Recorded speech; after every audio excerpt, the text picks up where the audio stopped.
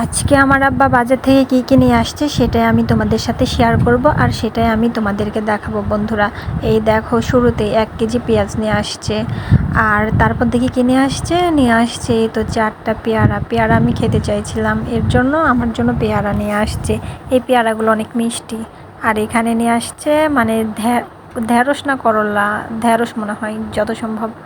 আর এখানে নিয়ে আসছে কাঁচা মরিচ, আর কাঁচামরিচের সাথে আছে এই যে ঢ্যাঁড়স, ওটা করলা ছিল, এটা হচ্ছে ঢ্যাঁড়স।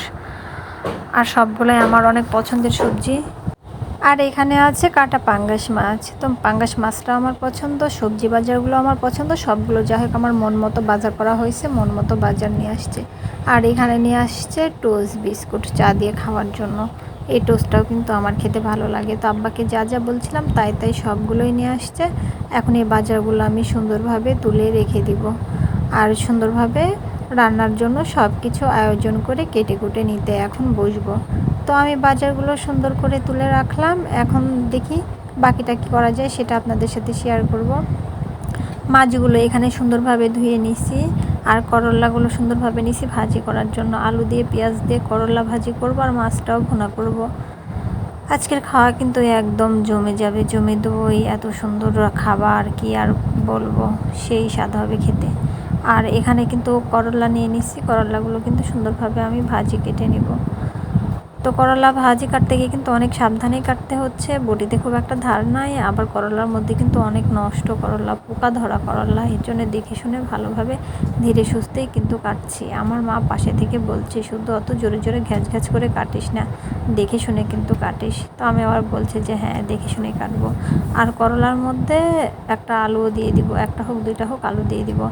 আলু দিয়ে কিন্তু সুন্দরভাবে করলাগুলো কেটে নিব। তো দেখো বন্ধুরা কিভাবে আলু দিয়ে দিচ্ছি, একদম ঝুরি ঝুরিভাবে সুন্দরভাবে কিন্তু আলু দিয়ে দিচ্ছি। আসলে এই সময়টা আমার খুব ক্লান্ত লাগে, আর কিছুদিন থেকে আমি অসুস্থর কারণে ঠিকঠাক মতো আমি ভিডিওতে ভয়েস দিতে পারছি না। তারপরেও কাজটা রানিং রাখার জন্য কিন্তু তোমাদের সাথে থাকার জন্য যেভাবে হোক আমার গ্রামের রান্নার ভিডিও দিচ্ছি। আসসালামু আলাইকুম, কেমন আছো তোমরা? আমি কিন্তু তোমাদেরকে সালাম দিতেই ভুলে গেছি গো।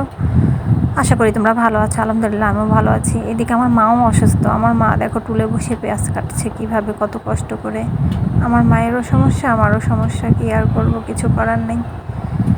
তো নিচে বসতে পারে না হাঁটুর ব্যথার কারণে, তার জন্য টুলে বসে পেঁয়াজ কাটছে, মাছ ভোনা করতে হবে, মাছ ভোনার জন্য। আর এইদিকে দেখো চুলা জ্বালাই দিছে, এইদিকে কড়াইতে কিন্তু মাছ দিয়ে দিছে। সর্বপ্রথম মাছের তেলটা দিছে। পাঙ্গাস মাছের তেল কিন্তু খেতে অনেক ভালো লাগে, বিশেষ করে আমি কিন্তু পাঙ্গাস মাছের তেল খাই। আমার যত গ্যাস্ট্রিকের সমস্যা তারপরে কিন্তু আমি তেল খাই।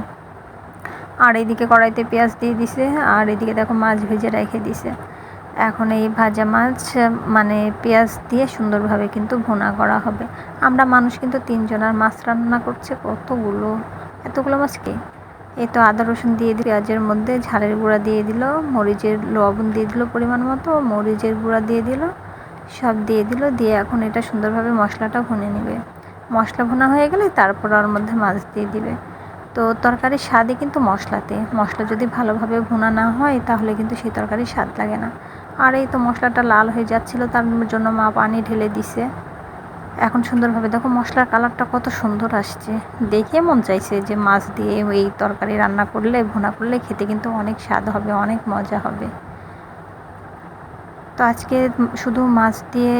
আর এইদিকে দেখো চাউল বেছে নিচ্ছে।